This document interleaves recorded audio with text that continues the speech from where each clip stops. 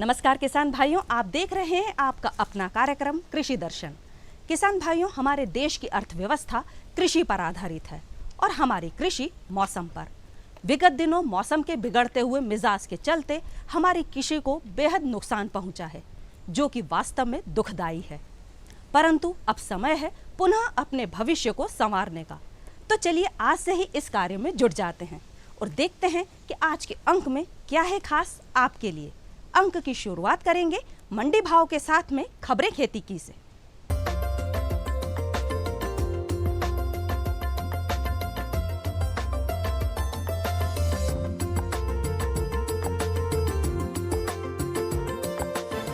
नमस्कार किसान भाइयों, खबरें खेती में आपका स्वागत है। आइए नजर डालते हैं आज की कृषि की मुख्य खबरों पर।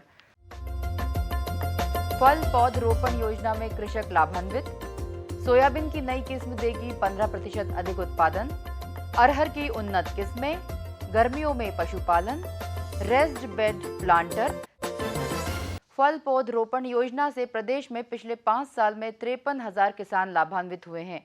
योजना में वर्ष 2011-12 में 12,792, वर्ष 2013 में 12,447, 2013-14 में 14,185 और वर्ष 2014-15 में 13,829 कृषक लाभान्वित हुए। प्रदेश में भूमि, जलवायु और सिंचाई सुविधा के आधार पर फल पौध रोपण योजना संचालित है। योजना में कृषक द्वारा बैंक ऋण लेने पर अमरूद, अनार, आंवला, आम, संतरा, मौसम्बी, नींबू, केला, पपीता एवं अंगूर के रोपण पर निर्धारित इकाई लागत का 25% अनुदान दिया जाता है। जो कृषक बैंक ऋण नहीं लेना चाहते हैं उन्हें विभागीय फलोद्यान योजना में संतरा, मौसम्बी, अमरूद, अनार, आम एवं नींबू पर 25% इकाई लागत का अनुदान नाबार्ड से दिया जाता है। योजना से प्रदेश की उद्यानिकी संपदा में वृद्धि करने के लिए फसलों के क्षेत्र विस्तार के साथ उच्च प्रजाति के पौधों के उत्पादन में बढ़ोतरी हो रही है। इससे सब्जियों, मसाले, पुष्प, औषधियों एवं सुगंधित फसलों के उन्नत बीज, कंद उपलब्ध हो रहे हैं। कृषकों को उनके उत्पादों की उत्पादन के बाद प्रबंधन, परिरक्षण और विपणन की जानकारी भी मिल रही है। सीहोर के रफी अहमद किदवई एग्रीकल्चर कॉलेज के वैज्ञानिक ने इसकी एक नई किस्म इजाद की है। इस पर कीड़ों का असर कम होगा, उत्पादन भी पहले के मुकाबले 15% ज्यादा होगा। यह किस्म RVS 2001-14 नाम से जानी जाएगी। केंद्रीय कृषि मंत्रालय की सेंट्रल सीड रिलीज कमेटी ने भी इस बीज को अधिसूचित कर दिया है। वैज्ञानिकों का दावा है कि इससे प्रति हेक्टेयर 6 क्विंटल ज्यादा उत्पादन होगा। आने वाले खरीफ सीजन में यह किस्म प्रयोग के तौर पर किसानों को बोवनी के लिए उपलब्ध होगी। सोयाबीन की यह किस्म न तो अधिक पानी में गलेगी, न तो कम पानी में सूखेगी। वैज्ञानिकों के अनुसार यह किस्म किसानों के लिए बहुत उत्तम है। मध्य प्रदेश में अरहर की खेती लगभग सभी क्षेत्रों में की जाती है। अरहर की खेती क्षेत्र, मिट्टी व मौसम के अनुसार मध्यम अवधि, शीघ्र अवधि व देरी से पकने वाली किस्मों के आधार पर की जाती है। अरहर की शीघ्र पकने वाली जातियों में खरगोन 2, उपसा 120, ICPL 87, ICPL 151 और पूसा 33 है। मध्यम अवधि में पकने वाली मुख्य जातियों में C11, ICPA 87119, जवाहर अरहर 4 number 148, Jawahar 7, BSMR 853, JKM 179, ICPL 85003 मुख्य हैं। इनकी समयावधि 160 से 200 दिन के मध्य है। इसी प्रकार देरी से पकने वाली जातियों में MA3, ग्वालियर 3, जवाहर अरहर 3 मुख्य हैं, जिनकी समयावधि 200 दिन से 255 दिन की होती है। गर्मी के मौसम में पशुओं की विशेष देखभाल की आवश्यकता होती है।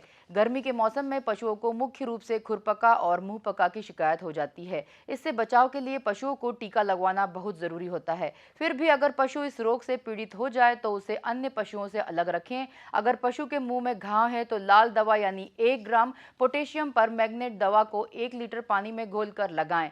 दुधारू या गाभिन पशुओं को मिल्क फीवर यानी दुग्ध ज्वर से बचने के लिए रोज 50 से 100 ग्राम खनिज मिश्रण पशु आहार एवं कैल्सी जाल सिरप 250 से 300 मिलीलीटर प्रतिदिन प्रति पशु कम से कम 1 सप्ताह तक देना चाहिए।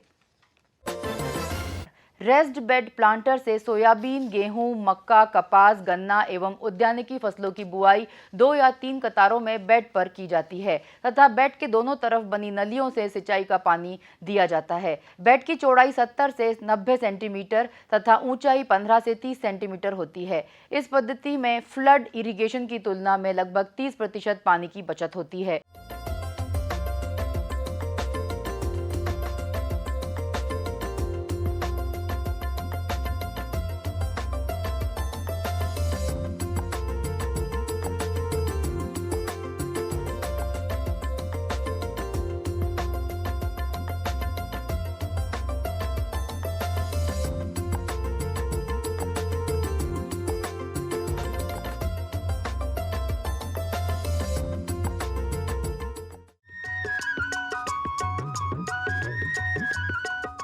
ये लो और बताओ। बस। अरे ये क्या भैया जी, बस इतनी सी रासायनिक खाद? किसानी छोड़ रहे हो क्या? किसानी नहीं, नादानी छोड़ रहे हैं। मिट्टी की जांच कराई है।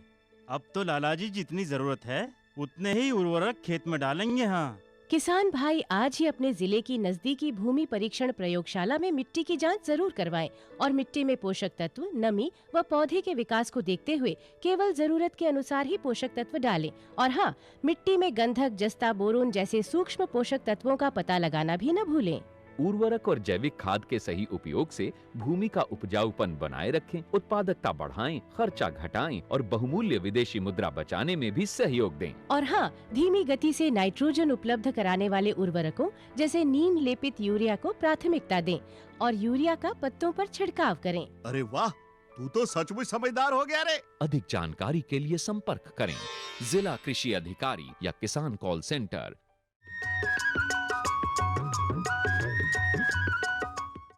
किसान भाइयों, ग्रीष्मकाल चल रहा है। इस मौसम में भी हमारी फसलों में रोग और कीटाणु लगने की संभावनाएं लगातार बनी रहती हैं। यदि समय रहते हम इनसे अपनी फसल का बचाव कर लें तो जहां एक और अच्छी फसल प्राप्त होगी, वहीं दूसरी ओर लाभ की संभावनाएं भी बढ़ जाती हैं।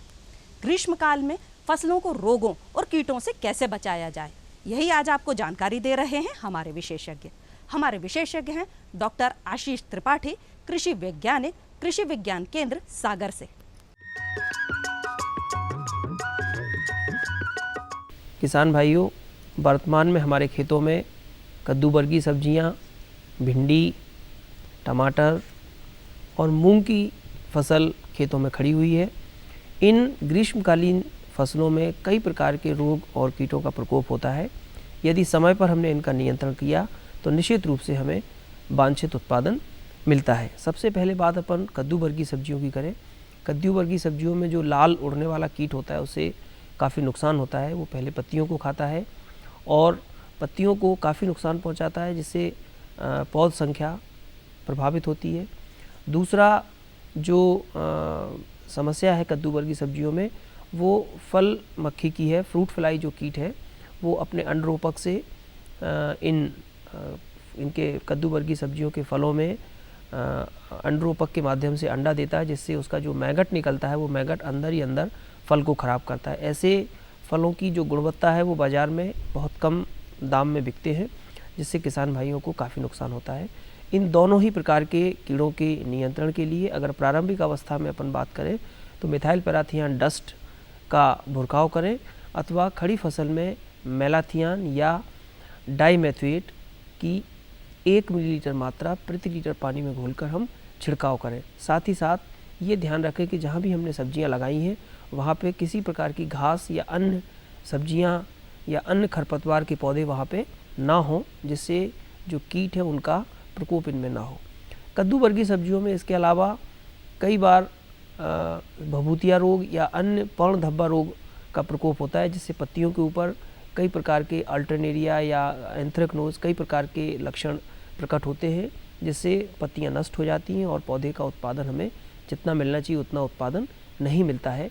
यदि इस प्रकार के पत्तियों पर लक्षण आपको दिखाई देते हैं तो प्रथम उपाय के रूप में आप कार्बेंडाजिम प्लस मैनकोजेब का जो मिश्रित फफूंदनाशी है उसकी 2 ग्राम मात्रा प्रति लीटर पानी में घोलकर आप छिड़काव करें। ऐसा करने से आपको तत्काल बीमारी से रिलीफ मिलेगा और इसके पश्चात आप कृषि विशेषज्ञ से सलाह लेकर आगे का प्रक्रिया करें। इसी प्रकार हमारे खेतों में इस समय भिंडी की फसल काफ़ी मात्रा में है और खूब भिंडी इस समय किसान भाइयों की निकल के मार्केट में आ रही है, उनको काफ़ी अच्छे उसके दाम भी मिल रहे हैं। भिंडी में एक तो फल बेधक कीट का प्रकोप होता है, जहाँ पे इस कीट का प्रकोप होता है वह भिंडी टेढ़ी मेढ़ी हो जाती है, दूर से ही हमें खेतों में दिखाई देती है कि इसमें कीड़ों का प्रकोप हो रहा है। तो सर्वप्रथम हमें काम क्या करना है कि इन टेढ़ी मेढ़ी जो भिंडियाँ हैं उनको तत्काल निकाल के उसको ज़मीन के अंदर गाड़ के नष्ट कर दें, जिससे उस कीट का प्रकोप आगे ना हो। साथ ही ऐसी स्थिति में आप कोई भी एक कीटनाशी प्रोफेनोफास या ट्राइजोफास का छिड़काव करें, जिससे इस कीट का प्रकोप रुक जाए। ध्यान देने की बात यह है इसमें कि जितनी भी भिंडी हमारी जो भी निकलती जा रही है, सामान्य तौर पे किसान भाई संकर किस्म के बीजों का उपयोग करते हैं। अल्टरनेट डे में इनकी तोड़ाई करें, कड़ी ना होने पाए भिंडी, जिससे उनको मार्केट में अच्छा रेट भी मिलेगा और दूसरा कीड़ों का प्रकोप भी नहीं होगा।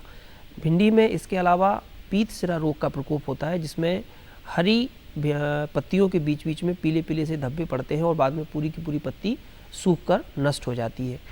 इस जो रोग है, इस रोग का जो वाहक कीट है सफ़ेद मक्खी, वो उसको कंट्रोल करना अत्यंत आवश्यक है।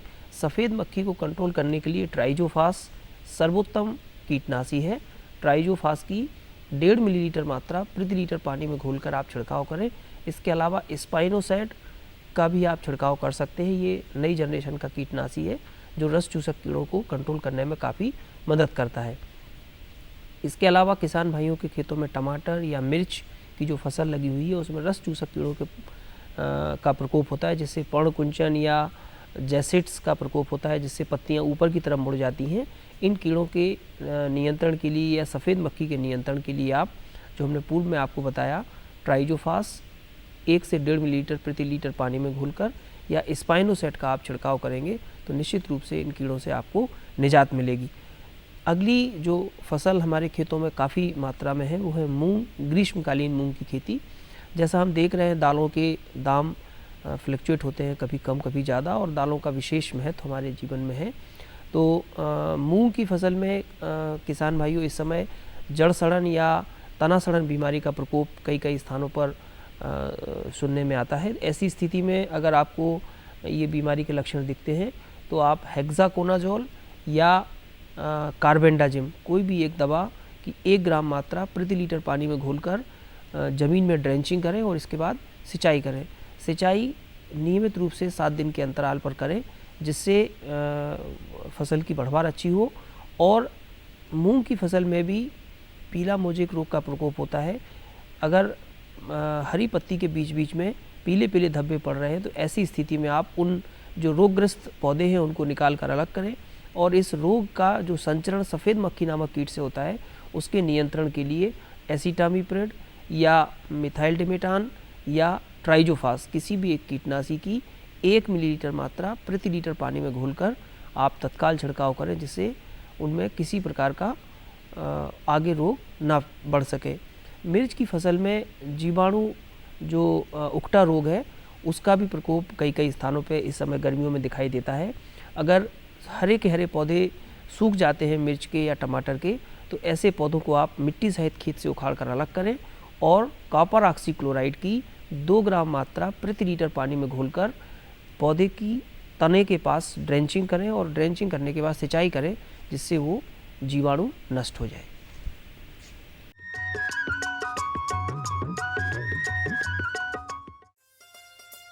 अम्मा खाना दे दो ना।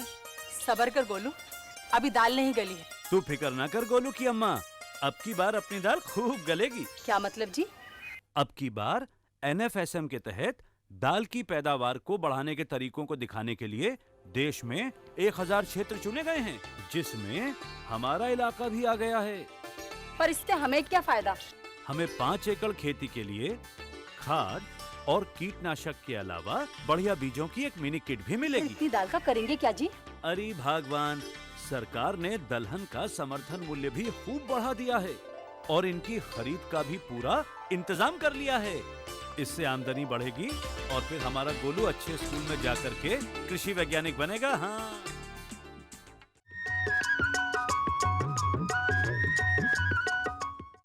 किसान भाइयों, लगातार मेहनत करने से सफलता जरूर प्राप्त होती है, जी हाँ, आज हम आपको मिलवा रहे हैं एक ऐसे ही सफल किसान शंकरलाल कुशवाहा से, जिन्होंने कि एक छोटे पैमाने पर काम शुरू करके आज अपनी एक सफलता का मुकाम हासिल कर लिया है। तो चलिए सुनते हैं इनकी सफलता की कहानी इन्हीं की जुबानी।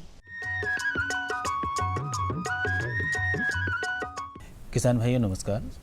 कार्यक्रम कृषि दर्शन में आप सभी का बहुत बहुत स्वागत है। किसान भाइयों, हम ऐसे प्रगतिशील किसानों से बातचीत करते हैं, आपसे मिलवाते हैं, जो अपने खेत में काफ़ी कुछ ऐसा काम करते हैं जिसके माध्यम से उनको उत्पादन भी अच्छा मिलता है और काफ़ी हद तक आर्थिक लाभ भी होता है। ऐसे ही एक किसान भाई है शंकरलाल जी, उनसे हम बातचीत कर रहे हैं, उनसे मिल रहे हैं। शंकरलाल जी, आपका बहुत बहुत स्वागत है। अपने यहाँ कितना खेत है?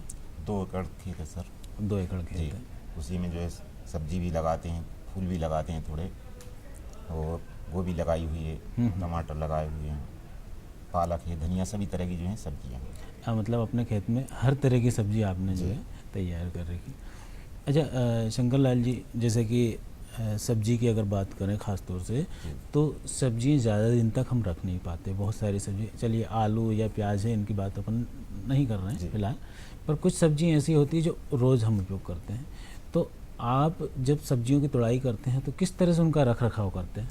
सर, पहले हम सब्जी जो तोड़ते हैं, तोड़ने के बाद जो है अच्छी तरह से उनकी छटाई करते हैं। छटाई करने के बाद अच्छे गीले फट्टों में इस रख के नहीं, उसको ठंडी जगह में रखी जाती है। इसके बाद जो है मार्केट में शाम के समय जो है बेची जाती है। मतलब ख़ास तौर से सब्जियों का रख रखाव पे बहुत ध्यान। अच्छा, ग्रेडिंग वगैरह आप खुद ही करते हैं या फिर वैसी ही जैसी है निकाल के और उसको मार्केट में ले जाते हैं? नहीं, वैसी नहीं, पहले उसकी अच्छी से तुड़ाई करते। तुड़ाई करने के बाद धुलाई, जैसे मान लो बैगन है, मूली है, ऐसे धो के फिर मार्केट में जो है बेची जाती है। और उनकी छटाई वगैरह? छटाई वगैरह अच्छे से करते हैं। बेकार वाली सब्जी है जो एक तरफ कर देते हैं, अच्छी वाली जो है अपने बेचने के लिए रख लेते हैं। बीज वगैरह कहाँ से लाते हैं आप सब्जियों? बीज जो है हम सब्जी मंडी से लेके आते हैं, अच्छी किस्म के बीज लेके आते हैं, महंगे वाले, और उनको जो है और उपचार दवा मिला के जो है अपन उसमें उपयोग करते हैं दवा का। फिर इसके बाद में खेत में बीज डाला जाता है। अच्छा, यदि कभी ज़रूरत पड़ जाती है कि 1 दिन या 2 दिन आपको सब्जी रखना है, या मान लीजिए आज मंडी बंद है या मार्केट बंद है, तो आप तोड़ना भी ज़रूरी होगा सब्जी को, तो आप फिर उसको रखने की क्या व्यवस्था करते हैं? सर, उसके लिए जो है एक छोटा सा अच्छा बढ़िया 8 बाई 8 का गड्ढा बनाया जाता है ज़मीन के अंदर। अच्छा। ईंटों की जो है, सादा ईंटों की जो है चारों ओर बिछाई जाती है। उसके भीतर जो है सब्जी रखी जाती है, चारों ओर पानी डाला जाता है। अच्छा, कोल्ड स्टोरेज की बात तो नहीं कर रहे? जी, कोल्ड स्टोर। अच्छा। तो ये तो बड़ी अच्छी तकनीक है, मतलब तो आप अपनाते हैं इस तकनीक को? जी, अपनाते हैं हम लोग भी। मतलब इससे लगभग कितने दिन सब्जी रखी रहती है अच्छी? इससे 4 से 5 दिन तक जो है अच्छी सब्जी रखी रहती है। चलो, ये तो बहुत अच्छी बात, बहुत बढ़िया बात बताई आपने। हमारे जो दूसरे किसान भाई है वो भी जो है इस तकनीक का उपयोग करना चाहिए, कोल्ड स्टोरेज का। अच्छा, यदि जो किसान भाई इस तकनीक को अपनाना चाहे तो उनको कहीं से जानकारी भी लेना ज़रूरी होगा, क्योंकि कोल्ड स्टोरेज जो है बनाने का जो एक तरीका है वो भी सीखना होगा। तो ये कहाँ से इसका तरीका सिखाया जाता है, किसने बताया आपको? हमने भी बड़े किसान भाइयों से जो है मतलब इस तरीका सीखा हुआ है। 8 बाई 8 का बढ़िया गड्ढा खोदें, चारों ओर जो है उसकी ईंटों की जो सादा ईंटों की जमाएं, और ऊपर से जो है उसको ठंडी पूरे घास की ओर से, मतलब चारों ओर से जमाएं जी, आजू बाजू, और पानी डालें, उसके अंदर जो है सब्जी को रखें अच्छे ढंग से। जी, पर ध्यान ये भी रखना चाहिए कि सब्जियों में पानी ज़्यादा ना जाए, है ना। तो ये तो बड़ी अच्छी तकनीक आपने बताई है। और मैं तो ये चाहता हूँ कि जिस चीज़ में हमको संशय है या समझ में नहीं आ रहा है, तो हमारे जो कृषि विस्तार अधिकारी है या कृषि विशेषज्ञ है, कृषि वैज्ञानिक है, उनसे सलाह मशवरा लें, और समय समय पर जो है यहाँ कृषि दर्शन के माध्यम से भी जानकारी देते हैं। उन जानकारियों का भी लाभ उठाना चाहिए। शंकरलाल जी, आप यहाँ पर आए, आपने बड़ी अच्छी जानकारी दी, आपका बहुत बहुत धन्यवाद। तो किसान भाइयों, जैसा कि आपने इस बातचीत से अंदाज़ा लगा ही लिया होगा कि जैसे शंकरलाल जी ने तकनीक अपनाई है सब्जियों को ज़्यादा दिन तक सुरक्षित रखने की, स्वस्थ रखने की, वैसे ही तकनीक आप भी अपना सकते हैं। और कोशिश यही रहे कि आपका उत्पादन भरपूर हो, अच्छा हो, आपको ज़्यादा से ज़्यादा आय हो। फिलहाल इतना ही, नमस्कार।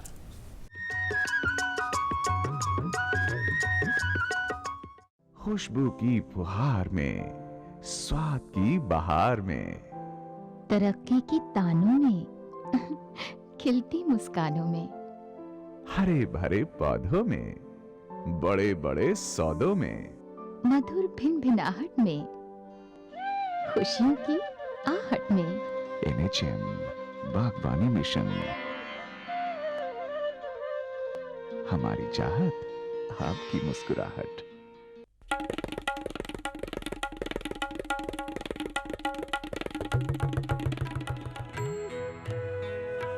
अम्मा जी, मैं चली स्कूल पढ़ने। स्कूल? पर शादी के वक्त तो तूने कहा था कि तू पढ़ी लिखी है। अरे अम्मा जी, फार्म स्कूल जा रही हूँ खेती की नई नई बातें सीखने। आप भी चलो ना। फार्म स्कूल, जहां खेतों में पैदावार बढ़ाने की हर बात किसानों को सिखाई जाती है, जैसे मिट्टी के हिसाब से सही खाद, बढ़िया बीज और जरूरत के मुताबिक कीटनाशक, ताकि कम लागत में अधिक मुनाफा।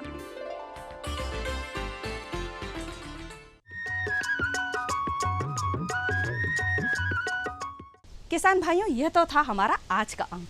निश्चित तौर पर आपके लिए प्रेरणादायी सिद्ध होगा। फिर भी यदि किसी किसान भाई के मन में कोई प्रश्न या जिज्ञासा है, या फिर कोई किसान भाई अपनी सफलता की कहानी हम तक पहुंचाना चाहे, तो पत्राचार करना ना भूलिएगा। पत्राचार करने के लिए हमारा पता नोट कर लीजिए। हमारा पता है कार्यक्रम कृषि दर्शन, द्वारा निदेशक, कमरा number 4, Doordarshan Kendra, Shyamla Hills, Bhopal. Pin code है 462013। किसान भाइयों, आज का अंक हम यहीं पर समाप्त करते हैं। अगले कार्यक्रम में फिर होगी मुलाकात कुछ अन्य कृषि संबंधित जानकारियों के साथ। तब तक के लिए मैं पूर्वा आपसे आज्ञा चाहती हूँ। नमस्कार।